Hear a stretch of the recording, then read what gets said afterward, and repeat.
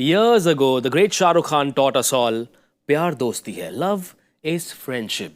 But the man in the studio, birthday boy Murli Karthik, is telling us some golden truths about married life, and he's teaching us how love is acceptance. Why, you ask? I say this, it's because it's his birthday, it's also his marriage anniversary. Mr. Karthik, how are you doing, sir? I'm very good, Manish, but the thing is, you have started sledging me from the get-go. Why that not, is brilliant. Why not, sir? Now, Mr. Karthik, not very thrifty at the age of 50. Because he's been buying expensive jackets. Now, that's something Simon Dole knows a thing or two about. Simon, how are you doing? It's so good to see you.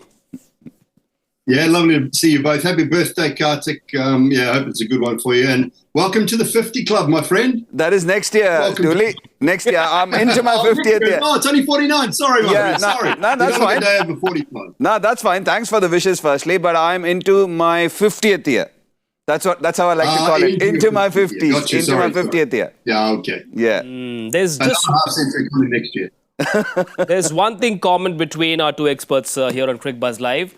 Simon has been babysitting the very adorable Axel back home, and Murli Karthik will be babysitting me. So we've got a job on hands.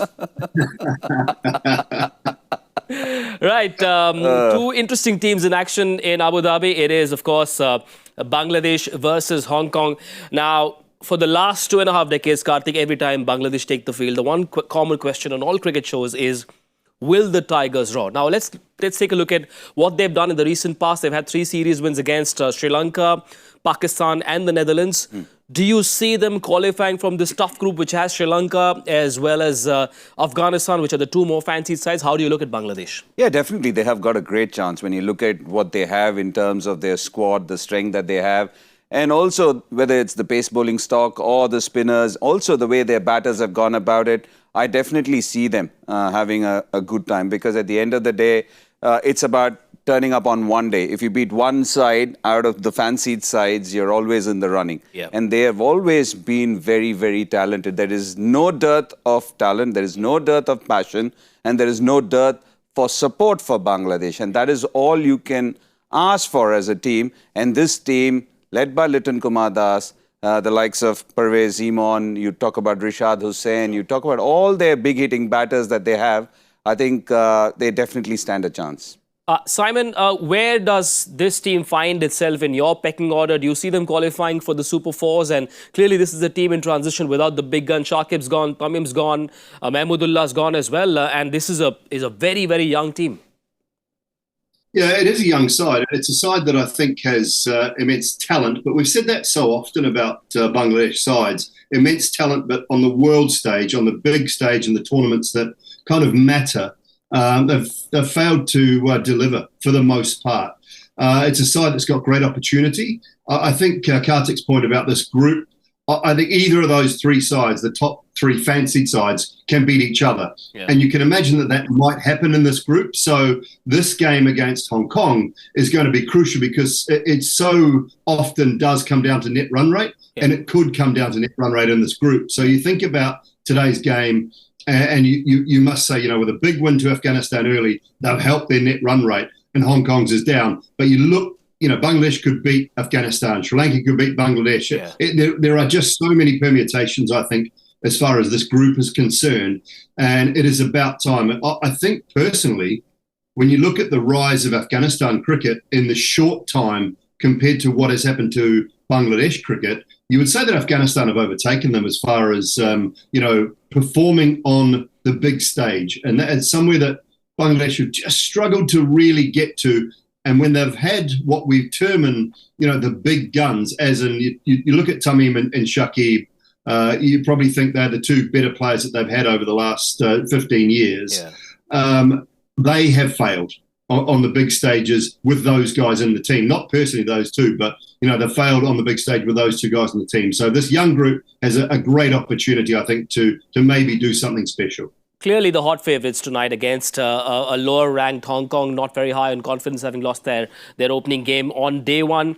Today, though, Simon, what should Bangladesh's approach, their attitude, their mindset be?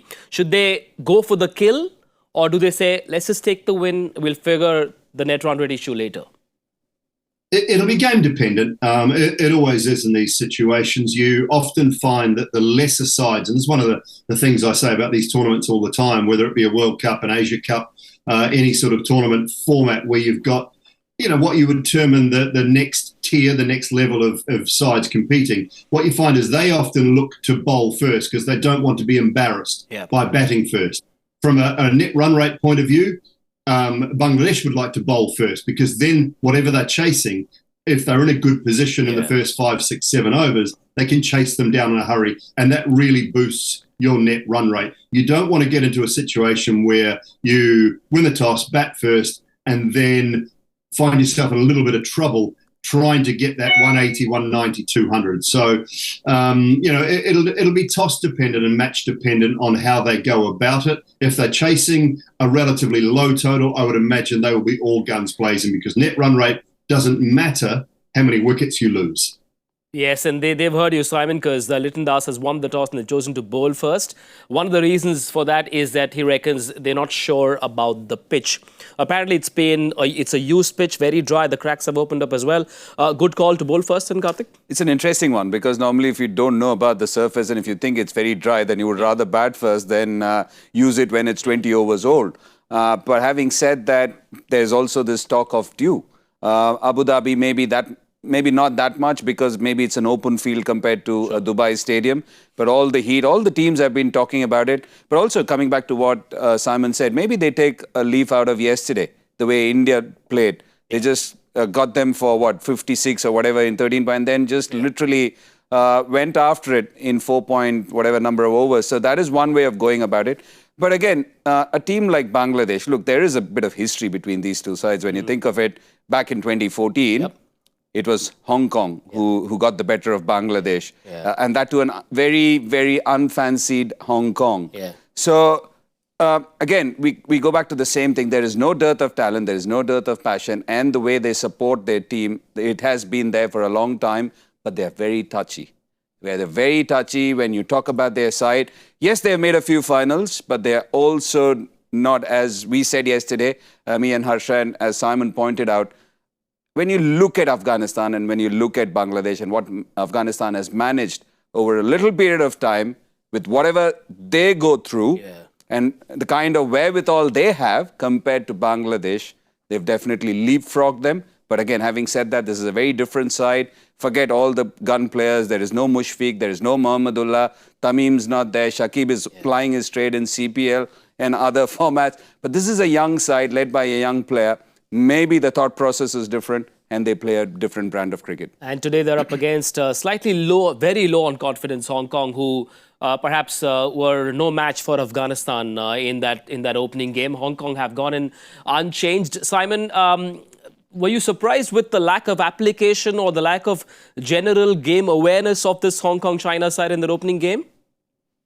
Yeah, look, it's a tough one. I mean, you imagine most of the time they're going to be outgunned. I'm not surprised they've gone in unchanged. You look through that lineup, it's what they have, and it's the best 11 they can put on the park at the time. So if it's your best 11 in game number one, that shouldn't change in game number two. I think you give them another opportunity. The other thing I often say at these types of tournaments, that what you don't want to encourage your players to do is, batting 20 overs is a win in a 50-over contest. Batting 50 overs out, that's a win for us. No, it's not. It's not a win because you haven't bothered trying to even chase down the target. And that, to me, is an issue. I would rather, if I'm coaching a Hong Kong side, if I'm coaching a UAE side, I'd rather see my side bowled out in 16, 17 overs, actually trying to win a game than thinking that batting 20 overs or batting 50 overs in a 50-over contest is a success, because it's not. That's not teaching your players how to win. So I was disappointed in the run chase the other day. Particularly probably the most experienced player in Bubba Hyatt. He meandered along, and then I know we're going to talk about him soon, but he meandered along, and there was no intent. So you have to encourage your players to have intent without being reckless. I think it's always going to be a tough ask. I understand that, but what we want to do, we want to try and chase whatever is in front of us. Yeah, you want to show some spark, some fight, and that was clearly missing the other night. Yeah, 100%. That's exactly what you want to see. When you come in, it is a lopsided contest. Everyone knows that. But the reason why more teams have been added is because these teams get to spar against the better sides. And that's how you get better. But also sometimes when you know that you've been pushed to one corner, that is the time to roar. And as Simon said, that is exactly what you want to see. You don't make basic mistakes. They had lots of chances, lots of catches put down, which were sitters. They were not half chances. Hong Kong put down sitters from the get-go, from the very first over. So if you do those kind of mistakes against better sides, they're going to encash. And also the second thing is, if you know that this is a side where you're up against some of the best spinners in the world, they know that they're going to be all over you. So what do? Like yesterday, I didn't mind what happened against India. They at least came up with some thought process. They tried to go after Bumrah. They made the bowlers think.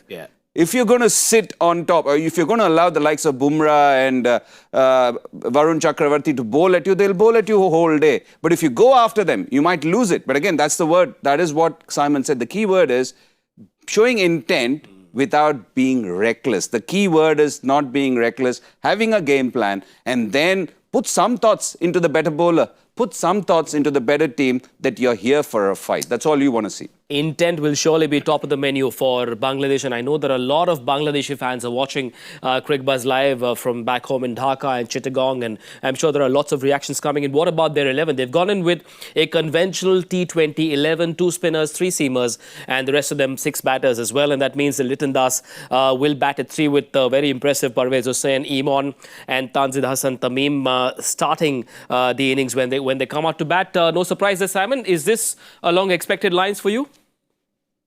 I think so, yeah. When we look at those surfaces and look at the weather that's that's been in the UAE in the last few months, it's very, very warm. That's why I get away from there and come to England for the beautiful sunshine. It's just too hot, So you imagine the surfaces are going to be a little bit drier and at times probably a little more spin friendly. But the thing that Bangladesh is starting to do and have probably for the last 2, 3, 4 years, they have started to produce a few decent seam bowlers. And so in the end, you just pick your best 11. And if your best 11 consists of the 3 seamers and the 2 spinners, then so be it. And, 1, maybe 2 guys who can bowl a little bit for you. And they've always had that. Bangladesh have always had a player in the top, or 2 in the top 5, 6 that can offer up a little bit of spin. So, that's always been the key. Pick your best side, pick your best bowlers and hope that they, or, be sure that they can get the job done. So no real surprises from a Bangladesh point of view there. Is this a rare phase of calmness in Bangladesh, especially the white ball cricket, having chosen Liton Das, especially as their full-time captain of the T20I side, the best choice and perhaps the only one available for the selectors? Good man, good choice? Yeah, I think so. And when you lose all that experience, you want someone who's going to have the respect of the players and be able to challenge, but also get alongside the young players. What we've seen at times in a lot of Asian cricket and at times in others as well. But when you have 3 or 4 guys in the side who all think they should be captain, it's very, very difficult place to captain a side. And we've seen that across a number of years in different teams. So, they don't need to be mentioned. But I think this is a great opportunity for Liton Das. I think he has the respect of all of those players in the side. There's a little bit of experience, not a lot, but he'd be able to get alongside those younger players, really encourage them, and if he can get them believing that this is a new era, a new start, a generation for Bangladesh cricket, then they buy into that, and all of a sudden they believe, and the moment they believe, I think they are a very, very different side. Also an advantage for the young captain that he doesn't have to deal with the prima donnas and the superstars in the team. He has a clean slate. He can perhaps work better with the more younger, more malleable players, isn't it? Yeah, I think it's a way to take your team forward. As Simon mentioned, sometimes you're also treading on eggshells because you've got some senior players. You've come into the side when those senior players have already established themselves. Then because of your rise in the game and the fact that they are maybe over the hill, you are handed over the captaincy. So it's not an easy place. You're also trying to watch over what you do. But right now, if he's the man who's going to lead the team forward, you think of Virat Kohli, what he did. Brought in the fitness test, had a new thought process. And maybe it was a bit uncomfortable. You either shape up or ship out. Sure. And that is something which is very important. Maybe going forward, there will be a few people who might resent it. Sure. But if that is the way, and that is why Simon used a very nice word, you need to buy into it. You need to buy into this concept. People need to be on the same page, and that is where you take a new era forward. And it's all about building teams. We were talking about this. When you talk about teams, it's, yes, the current is important, the present is important, but you're also having half an eye on the future. And if he's the man to take you into the future, he's got a clean slate, as you said. I won't use the word prima donnas. Yes, there are some senior players. Sometimes tough egos to handle as well. But you've got a young man. You've got a young team going forward. They've some very, very talented and dynamic players. Yeah. And yeah, you wish them well. And he will be, of course, captaining this side through to the T20 World Cup and beyond as well. And they've got to give him a long rope. 10 wins in the 19 matches as captain. Not a bad record as captain, but take a look at his batting numbers. A strike rate of 130. Is that the kind of role he should be in, or does he look to perhaps take a leaf out of our very own Rohit Sharma's book, Karthik? Look, again, everything is conditions driven. I don't look at Cole's stats like that. As long as you are contributing, as long as you are playing a role in the side, it could be whatever. And I think that is what is more important. Sometimes you also need to keep in mind the average, the kind of situations he goes in. Look, he's a wonderful player. There's no denial. And the most important thing is, if he fits into a role, if this is what is expected of him for the time being, so be it. Simon, straight question to you. Is the anchor role in T20 cricket irrelevant?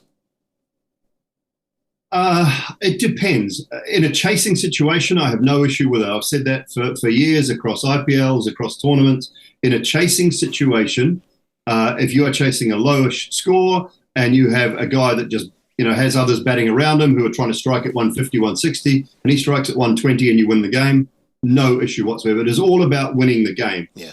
I think Karthik's point there around conditions is a very, very good one, because you can't look at just numbers in isolation. When we look at numbers in an IPL context, we know that 6, 7 of the venues are unbelievably good batting venues, where you probably need to have a strike rate in that 140, 150, 160 mark if you're in the top 3 in the batting order. Other places you don't. You remember that half of these games that Bangladesh are playing are in Bangladesh conditions, which haven't always been easy. They've been quite spin-friendly at times. So across the board, if you look at those numbers, maybe a strike rate of 130 is winning you more games than not. Yeah. So I think you have to take everything with context, and that's why Karthik's point's a very, very good one around conditions-based. But I don't think the role of an anchor player, and when we talk anchors, are we talking a strike rate of 120 to 130? We probably are. It's not an old anchor role. An old anchor role would have been a strike rate of 105, 106, 110 maybe. So, it's still a relatively aggressive strike rate, I think, 120 to 130. Yeah. And it's conditions based. But to me, it's all about winning games for your side. And also remember, Simon, when we started playing the IPL, and I remember guys like Brendan McCullum, who had a dynamic strike rate. We had that Basra, batting aggregate and strike rate, batting average and strike rate aggregate. So the total had to be more than 150. If you were more than 150, you were a gun player. So the average plus your strike rate. Yeah. That's changed because the likes of Gale and ABD and all those guys have taken it to a different level. But again, everything is conditions-based, isn't it? You cannot expect to go and blaze away when things are against you, if it's seaming all over the shop or it's spinning. At the end of the day, again, coming back to what Simon said, things are changing. Things are pretty flexible nowadays. But again, at the end of the day, the underlying factor is, can you get your team over the line? And that is the most important thing. Are you playing a role which your team wants? Sometimes we look at it in isolation. There are certain teams which go gung-ho. Yeah. So maybe for them, it is maybe a bit too little. Yeah. But there are other teams where you need to play that kind of a role. Right. On T20 cricket shows, the role of the anchor is still relevant. Very, very relevant. Very important. Very relevant. Got to be in this chair. He's the one who rides the show. Exactly. And I hope to do a good job. But, well, 2 words typically go hand in hand: Babar and strike rate. Not the one from Pakistan, but the one from Hong Kong. Babar Hayat got a bit stuck in that first game, a lowly strike rate as well. And I suppose what he did also hampered your predictions in that first game. I had to bring that in. Oh, thank you very much. The producer told me to. Babar Hayat, were you surprised, perplexed with his approach, or was he compelled to play the way he did because the others around him were getting out? Look, it's very tough to get into his brain because we were trying to figure out what happened there. Suddenly, he just went into a bit of a muddle. And I think all of them went into a bit of a muddle. It was as if, should we do this? Should we do that? Should we plod our way? Or should we just blaze? And suddenly, the game was gone. And you're up against a solid side. You're up against some wonderful spinners. Again, we just come back to the same thing. It is showing a bit of intent with a bit of sense. And that is the most important thing. But yeah, coming back to Babar, it was pretty confusing because, as you rightly said, 8 dot balls, and he cost me my prediction game. So I'm very upset with him. He can tell his children and his grandchildren that he was once upon a time a part of an exclusive list of people or batters who have a T20 International 100 in the Asia Cup. Virat Kohli, Babar Hayat. In fact, Babar Hayat and Nazakat Khan are the only 2 players who were a part of that Hong Kong lineup that beat Bangladesh about 11 years ago. Simon, you reckon he should maybe step it up a little bit, go a gear or 2 higher this time?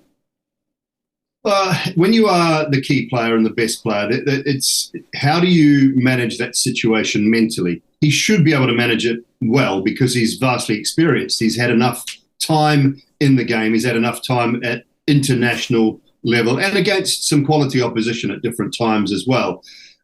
He needs to set the tone, and I thought he didn't set the tone the other day for that side. Okay, they were 2 down quite early. They lost Zishan and Anshuman Rath right at the top for 5 and 0. So they were under the pump. I get that, but it comes back to my point earlier about actually showing some intent, and he left his intent way too late. And so those that are coming in around him feel like they also have to force the issue.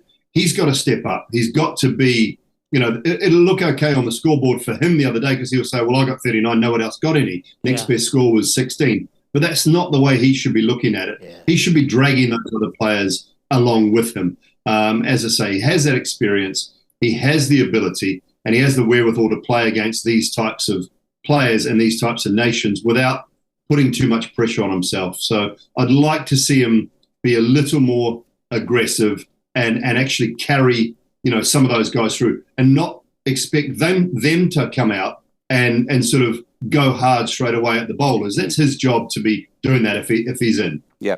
And the other bit, when we say muddled, it was so muddled that Anshuman Rath, since you mentioned him, Simon, you could have driven a motorbike in that gap between the ball and the bat. And they didn't, he was given out and he was the partner at the other end.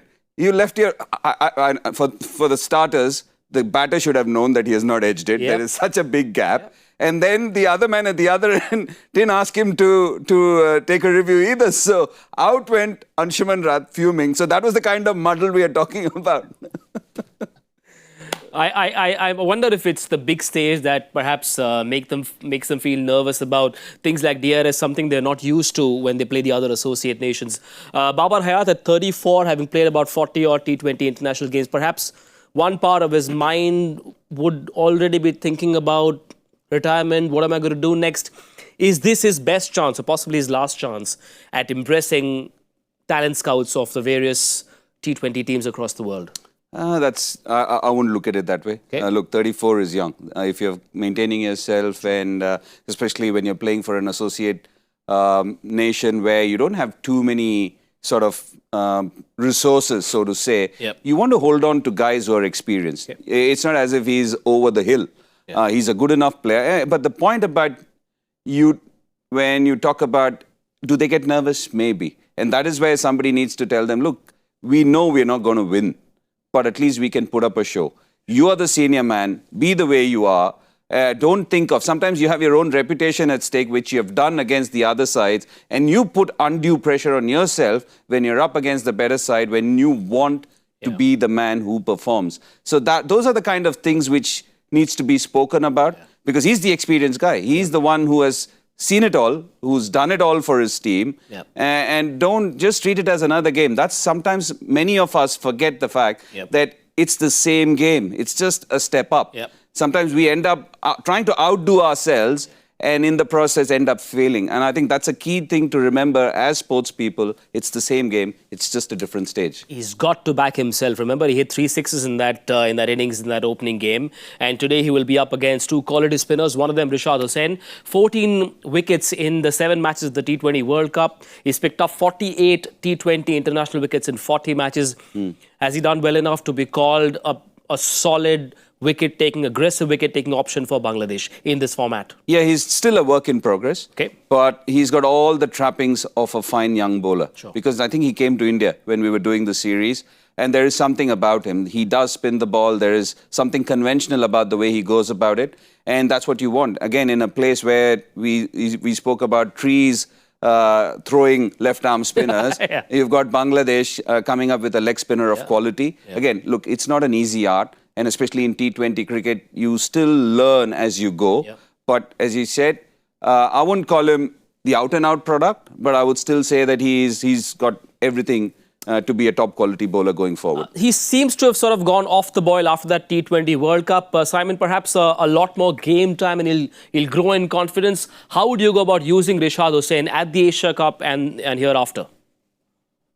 I think he's a player that will thrive under Liton Das and in this new regime. I think in the next 2, 3, 4 years, you look at.